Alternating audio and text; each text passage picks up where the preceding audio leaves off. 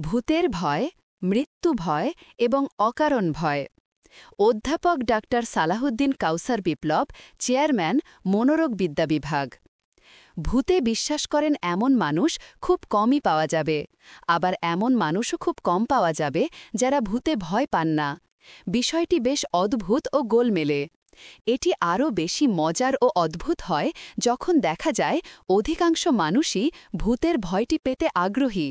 যেমন ভূতের গল্প শুনে বা ভূতের সিনেমা দেখে অনেকেই শিহরিত হন বা বেশ পুলক অনুভব করেন।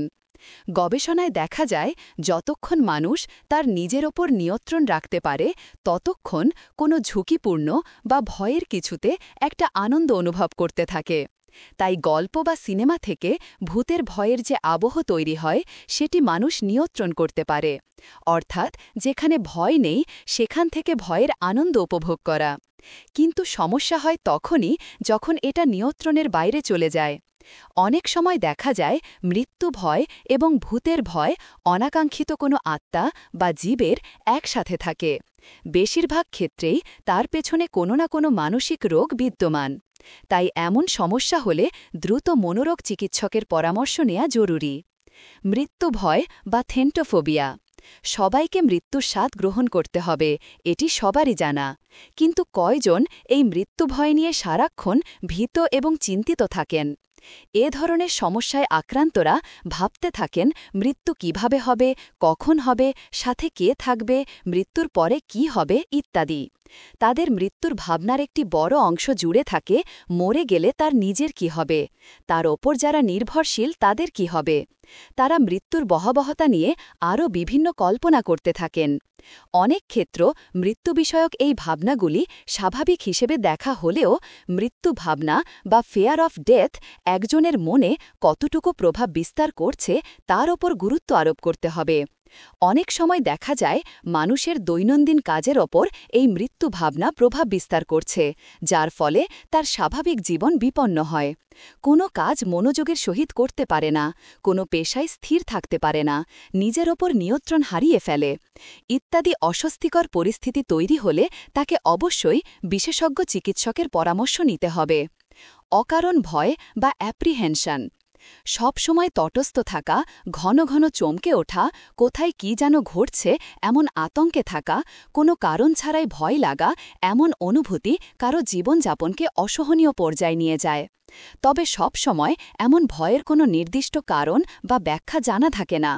কোনো একটা কারণ থাকলেও তবুও না হয় ব্যাপারটি মানা যায়, কিন্তু যখন ভয়ের কোনো কারণই থাকে না তখন কেন এমন হয়?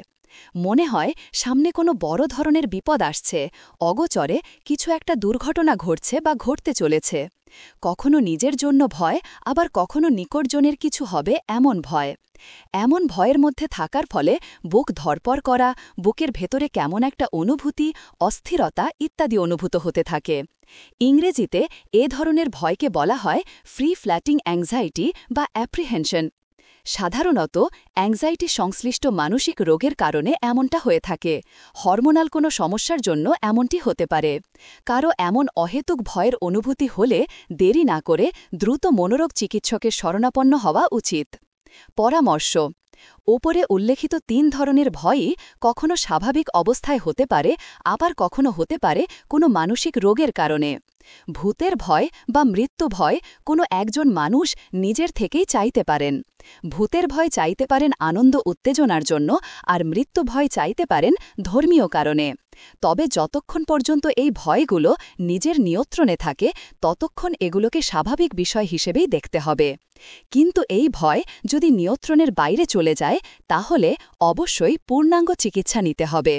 সাধারণ ২-১টি পরামর্শ এখানে কোনো সুফল বয়ে আনবে না।